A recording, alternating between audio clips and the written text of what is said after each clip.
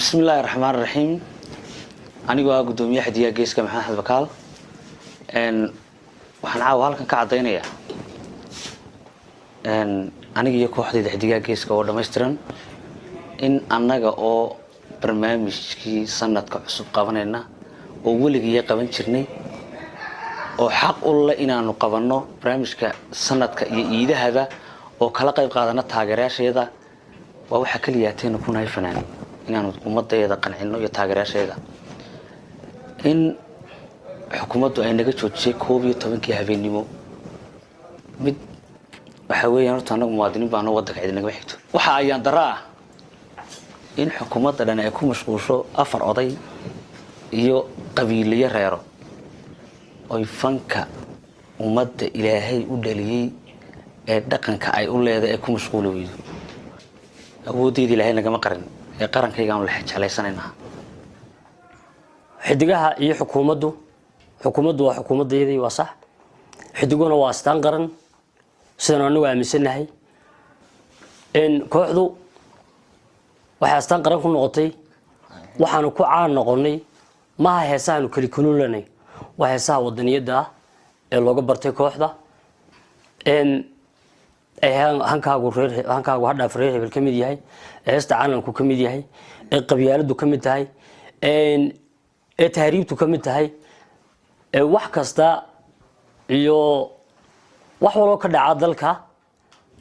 هذا يدير جلين هاي هذا وعي جلين هاي هذا ودنيا هاي حكومة حديقة جيسكو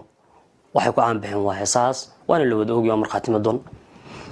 إن أنا جو تحكي لنا أمريكا حكومة ده ayaa waxaan u baajinay inaan qabanno showga aan qaban lahayn sida darteed waxaan ku door bidnay inay kooxdu qabato waraysiga looga bartay sanad lahayd maana dhigin show sida gudoomiyuhu sheegay waxaan uga baaqanay waa amarka xukuumaddu ay soo saartay inteedan baan ahayn xidigaha geeska oo cidi tarixin qolbaan hoosta ka soo xiranay waxaan noo yimid niman ciidan oo askari ah waan u sheegnay inaan show ahayn waxaan qabanaynaa waraysi yahay nalaguma ixtiraamin إن وضع كان حق بان كلنا هاي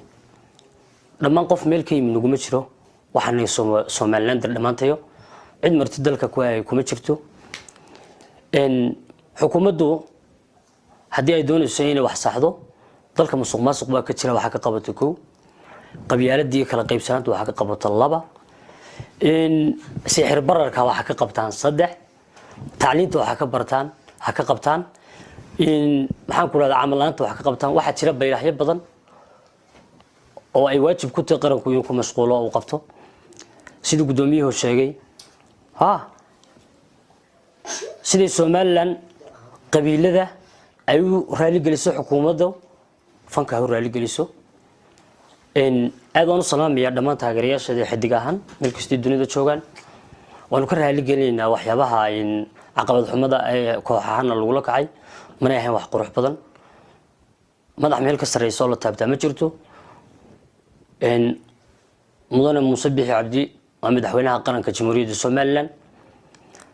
in waxaan madaxweynaha u faraynaa fariin mudane madaxweyne xukuumaddeeda inaan dhisno mooyaane wali naguma dhicin inaan dumino marka waxaan madaxweynaha ku codsaynaa iyo xukuumadda arinta fanka inay madaxweynuhu soo jeesto waan dhaleecaynaa wixii ka hor yimaada xukuumadda ma jecelin annaga difaacayna qarankeega laakiin qaranku aanu ka helay ixtiraamka iyo xurmadan u hayno